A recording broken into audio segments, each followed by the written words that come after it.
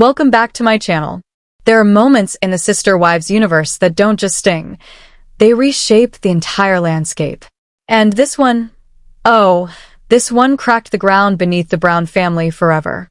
We all witnessed it. We all felt the temperature in the room drop. That moment when Cody Brown stared directly into the eyes of his own son, Garrison, and spoke with a coldness normally reserved for strangers or enemies. A sentence so brutal, so emotionally barren. It sliced through 3 decades of family history as if it meant nothing. We watched him scream at Janelle, the woman who stood beside him through poverty, sickness, cross-country moves, and every delusion he sold as a vision. We saw the rage, the finger-pointing, the obsession with loyalty that sounded more like a dictator begging for worship than a father asking for respect. And, of course, the infamous fights with Gabriel. A son in tears, begging for love. A father too consumed with control and image to hear any of it. These moments became the headlines, the meme clips, the shockwaves that marked the public fall of the Brown Empire. But those were just the fireworks. The real implosion, the primal fracture, was silent. A cold war buried beneath the noise. A psychological battle that began long before the cameras captured Cody's meltdowns, long before the pandemic, and long before Robin entered the picture. And that war was never with Garrison. Never with Gabriel. Never with Paydon. It was with the one son Cody could never intimidate. The one son who never bowed, never cowered, never sought his approval. Logan Brown. The only child Cody never screamed at. And not because Logan was the good son. Not because he was the eldest. And certainly not because Cody respected him. The truth is far more explosive. Logan is the one person Cody is genuinely afraid of. Because Logan possesses the one thing Cody has spent his entire adult life pretending to have. Real authority. Real leadership. Real presence. Real respect. And that terrifies him. This, right here, is the story the show never dared to tell. The story buried beneath a decade of staged family meetings and empty patriarch speeches. So before we dive into this unspoken war that shaped the rise and fall of the Brown family, do me a favor, smash that like button, subscribe, and ring that bell. Because the truth I'm about to unpack doesn't just rewrite the Sister Wives narrative. It changes everything. The myth of recent conflict. The public believes the wars with the older boys began during COVID. That the tension came from rules, from restrictions, from Cody's obsession with protecting Robin's household like a sacred temple while ignoring the others. But that's not the origin. That was the eruption, not the pressure. The pressure began years earlier, in a quiet, psychological duel between a father desperate to be seen as a king and a son who naturally carried the presence of one. This wasn't a rivalry. It was a dethroning. A son who never wanted the crown and a father who couldn't bear the fact that the crown fit the boy better than it ever fit him. Cody, the performer king Cody Brown, built his entire identity on image and theatrics. The long hair symbolic. The sports cars symbolic. The manic energy. The flashy smiles. The dramatic speeches symbolic. Everything about him screams, "Look at me. I'm in control. I'm the leader. I'm the man of this family." But here's the uncomfortable truth. Men who truly hold power don't need to announce it every 5 minutes. Real power is quiet, stable, unshakable. Real power looks like Logan. The rise of Logan, the true center of the family. Go back to the earliest seasons. Watch the old footage again, but this time, watch the background. While Cody delivers long-winded monologues about family unity, Logan is behind him packing boxes, managing kids, solving problems, holding the family together with a calm, competent presence far beyond his years. When a toddler scraped a knee, they didn't run to Cody. They didn't even always run to one of the moms. They ran to Logan. When there was drama, chaos, or confusion, the wives would look to Logan, not Cody. Not for permission. For grounding. A silent, instinctive question. Is this actually doable? Can we get through this? Is your father completely out of his mind, or? And every time, Logan was the one who rolled up his sleeves, figured it out, and carried the burden his father abandoned. The true power structure, here's the truth the cameras accidentally revealed. Cody held the title. Logan held the trust. One was a patriarch on paper. The other was a patriarch in practice. And for a man with an ego as fragile as Cody's, this wasn't just threatening. This was treason. Cody didn't see a helpful son. He saw a rival. A superior. A living, breathing reminder of everything he was supposed to be, but never was. The heir Cody wanted wasn't the heir he got. The son Cody wanted to shape in his own image, became a better man entirely on his own. And that was the beginning of the end. He didn't see a son standing beside him. He saw a rival. A quiet usurper inside his own household, collecting the admiration and respect Cody believed belonged solely to him. This was never a normal father-son relationship. It was a subtle, ongoing clash of leadership styles that revealed the heart of Cody's deepest insecurities. Cody's version of leadership has always been rooted in theatrics, big speeches, emotional outbursts, and dramatic declarations meant to reshape reality through sheer force of personality. In his mind, authority is something you announce loudly and repeatedly. But Logan's leadership couldn't have been more different. Logan leads through action, not volume. He observes, evaluates, and steps in where needed, quietly accomplishing what others only talk about. He never tries to be the center of attention because his work speaks loudly enough on its own. This contrast ignited a slow, steady jealousy in Cody, one that simmered quietly for years. Because with every passing season, it became clearer that he was raising a young man who, in every practical way, was simply better at leading than he was. Cody had a shout to be noticed. The prince earned loyalty with a single steady glance. And according to insider conversations with crew members who filmed the Browns during the Lehigh and early Las Vegas years, the dynamic behind the scenes was even more revealing. One crew member described a consistent pattern during the family's chaotic move from Utah. Cody, they explained, was a tornado of nerves, constantly pacing, barking contradictory instructions, glued to his phone, and more interested in the big-picture storyline for the cameras than the actual logistics.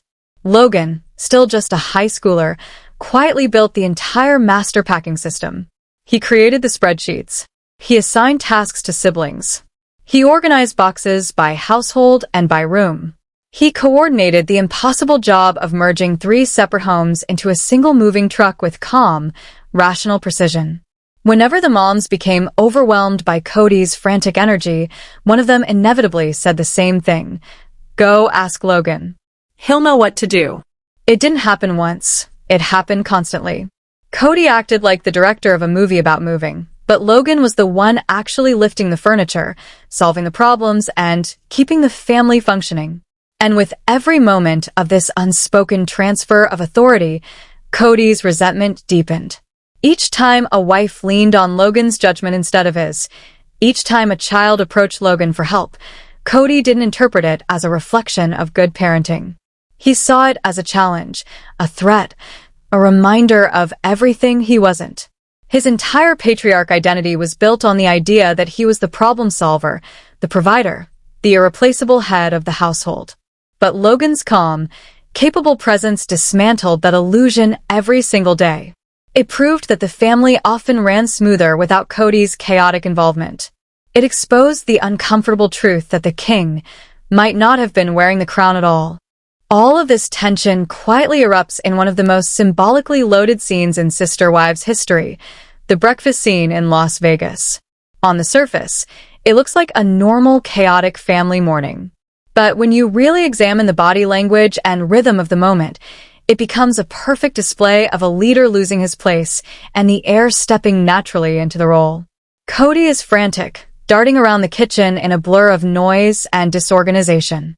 He tries to cook, but only creates confusion. He's loud, unfocused, and operating from a place of panic. His behavior isn't that of a calm provider. It's the performance of one, staged for the cameras and falling apart in real time. Logan, meanwhile, stands at the stove with the calm confidence of someone who knows exactly what needs to be done. He cooks for the entire group without fuss or fanfare. He moves with purpose, efficiency, and ease. The younger children gather around him instinctively. The wives work alongside him, following his pace, aligning themselves naturally in his orbit. And visually, the message is unmistakable. Cody plays the part of the court jester, loud, erratic, always performing, while Logan stands quietly at the center of the room embodying the very role Cody believes belongs to him, the true head of the household, the one making sure every plate is full and every child is taken care of. The camera captures everything. And in that brief, ordinary breakfast moment, the illusion shatters. The real leader of the Brown family is not the man with 4 wives and a mountain of self-appointed authority. It's the 18-year-old at the stove, flipping pancakes without a hint of theatrics. This scene marks the turning point in Cody's internal unraveling, the moment when his jealousy stops being subtle and becomes visible to anyone who knows what to look for. Because what Cody is witnessing is the nightmare he never wanted to confront. His son effortlessly living the ideal Cody has spent years trying and failing to project. Logan doesn't need cameras to feel important. He doesn't need dramatic speeches about sacrifice or endless reminders of what he provides. His worth is stamped directly into everything he does, and everyone around him knows it. For a man whose entire identity depends on being seen, heard, admired, and validated, Logan's quiet integrity isn't just admirable, it's lethal. It's the kind of strength Cody can't imitate, can't perform, can't fake. It's the kind of strength he will never possess. And so the silent war begins. Cody can't attack Logan openly. What would he even criticize? That his son is too dependable? Too competent? Too adored? Any attempt to diminish Logan only highlights Cody's own shortcomings. And so Cody turns his resentment inward, letting it harden into a cold, rigid bitterness he could never express out loud. He waits for a moment that will never come, for the heir to finally meet the king. But the prince never falters, never asks, never reaches out. This is where the second act of their hidden tragedy begins. Logan's quiet but definitive rejection, not just of Cody's authority, but of Cody's entire world. The structure of the Brown family's belief system, rooted in fundamentalist Mormon polygamy, is inherently hierarchical. It is a pyramid, with the patriarch standing at the top, the wives below him, and the children stacked beneath, ranked not by title but by age, responsibility, and who carries the legacy. In that system, the firstborn son holds a revered position.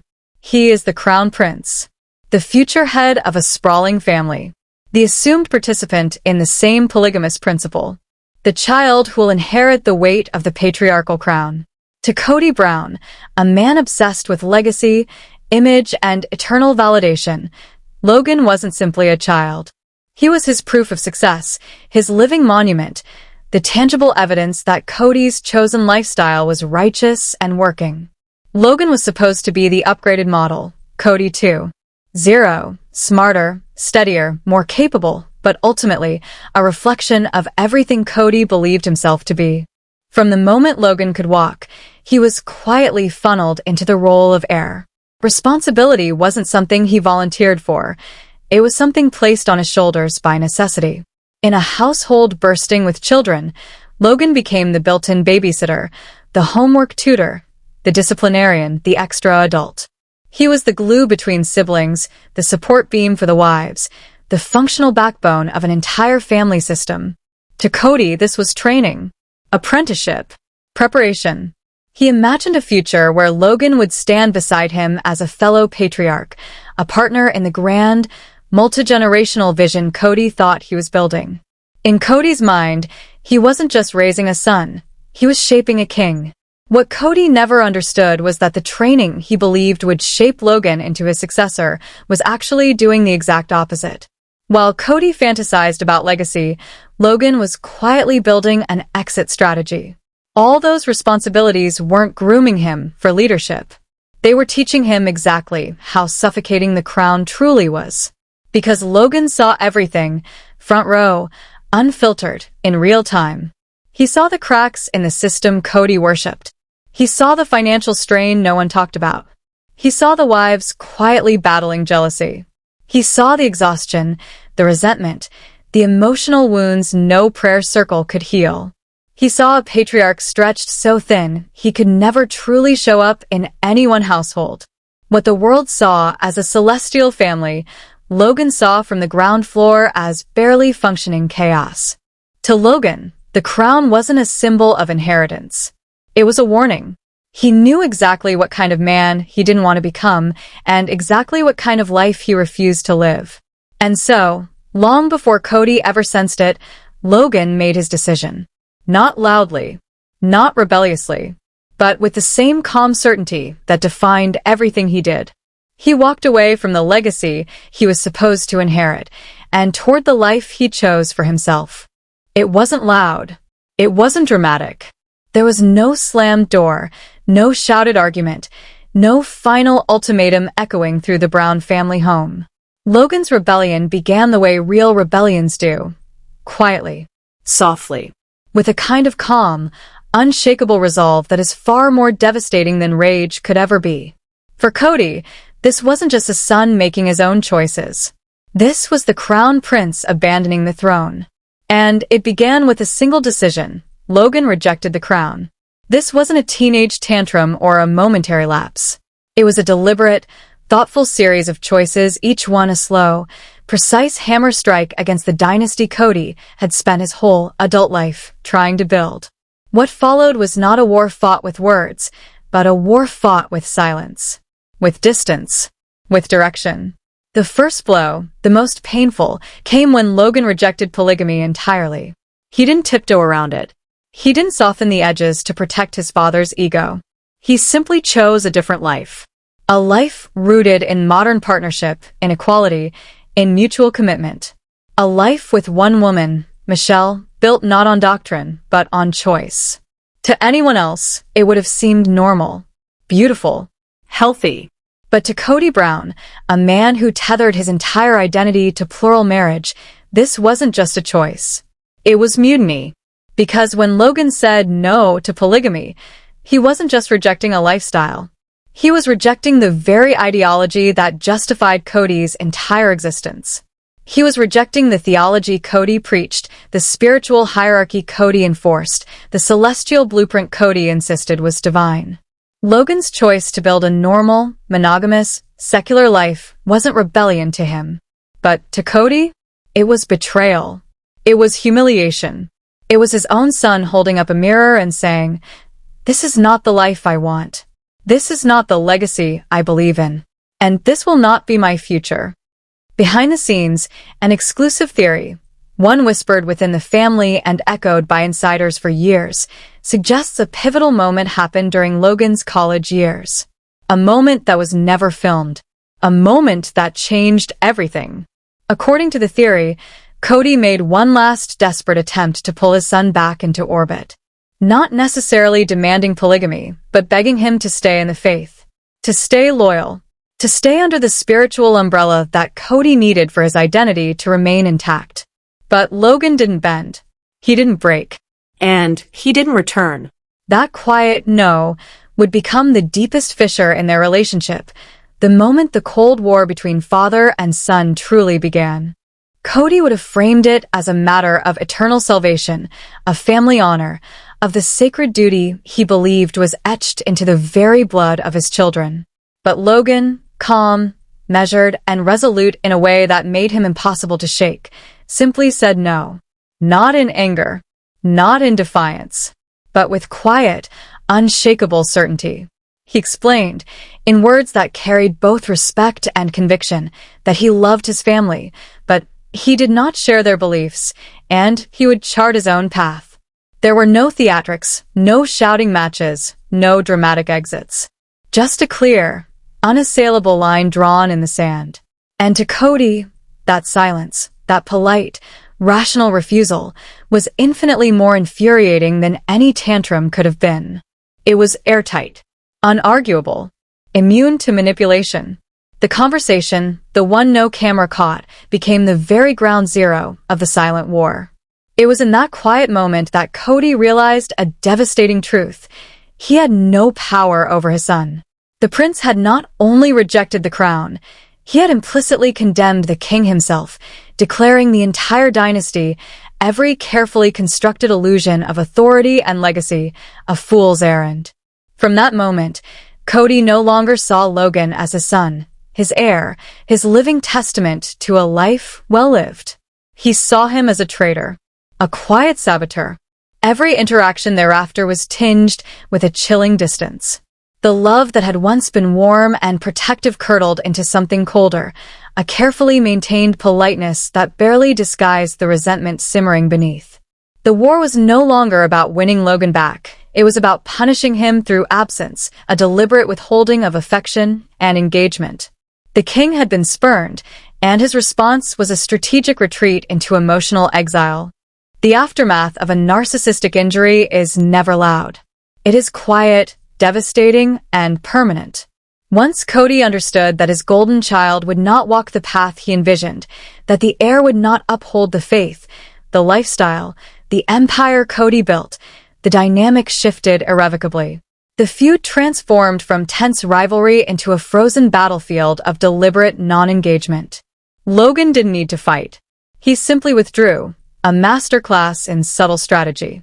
He created boundaries so absolute that Cody could not breach them, no matter his bluster. The ultimate checkmate against a narcissist is indifference, and Logan executed it flawlessly. He offered no reaction. No validation. No vulnerability to exploit.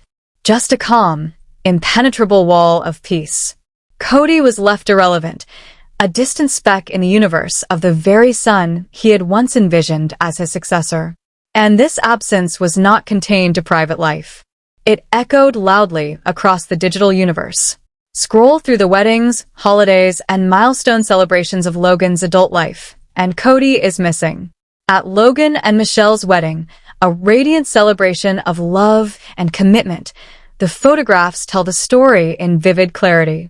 Janelle beams with maternal pride. Christine smiles warmly, a beloved aunt embracing the moment. Logan's siblings, the OG-13, are gathered around, their joy genuine, their bond strong. But Cody? If he appears at all, it is as a peripheral figure, lost in the background, an observer to a life he once imagined controlling. There are no proud father-son portraits, no triumphant patriarchal smiles, no evidence of Cody's approval guiding Logan into adulthood. The visual narrative is undeniable. This life belongs to Logan, Michelle, and the family they choose to cultivate. Cody is a guest in a world he cannot command. This absence is not an anomaly, it is a pattern. Social media chronicles the gatherings of the Brown children, birthdays, vacations, casual weekends. Logan, Hunter, Garrison, and Gabriel form a united front. Their bond is clear, strong, and independent of Cody's influence. And the man who should be at the center, the architect of this family, the patriarch? He is invisible. Cody's presence, once essential, has been systematically erased, replaced by the leadership of a son who learned long ago that survival means self-preservation. Logan didn't just step away. He quietly built an alternative system, a family within a family, where emotional security, respect, and genuine connection take precedence over fear, obligation, and narcissistic manipulation. The blueprint Logan established became a guide for his brothers. As they grew, they watched, learned, and eventually followed suit. Logan taught them how to engage without surrendering, how to set boundaries without guilt, how to assert independence without destroying family ties. The so-called boys' clique was born, a coalition of self-preservation and quiet defiance, bound not by rebellion for rebellion's sake, but by shared experience and the guidance of a brother who had already mastered the art of emotional survival. Logan is their leader, not by coercion, but by earned trust. He is the center of gravity, the axis around which the family now spins. Meanwhile, Cody retains the title of patriarch only in name. His authority, his vision, his grandeur, his identity, all outsourced to the son he could not control. Christine, Janelle, and the rest of the children have long since turned to Logan for guidance, support, and reassurance. The battles, the emotional labor, the very act of holding the family together, they now rest on the shoulders of the son Cody tried to shape, the son who refused the crown. The final irony of this saga is almost Shakespearean. Cody feared replacement. He feared usurpation. And in trying to enforce his will, to bend his son into a version of himself, he inadvertently created the rival he dreaded most. He didn't lose Logan to the outside world. He lost him to his own ego. And in the process, Logan became the man Cody could only pretend to be: steady, respected, compassionate, and undeniably in command, not through bluster, not through proclamation, but through quiet, earned authority. The silent war ended years ago. The aftermath we see today is simply the echo of that victory. Logan Brown, the true patriarch, the anchor, and the guide, standing calm and unshakable at the center of the Brown family, while Cody watches from the periphery, defeated not by force, but by the quiet brilliance of his own son.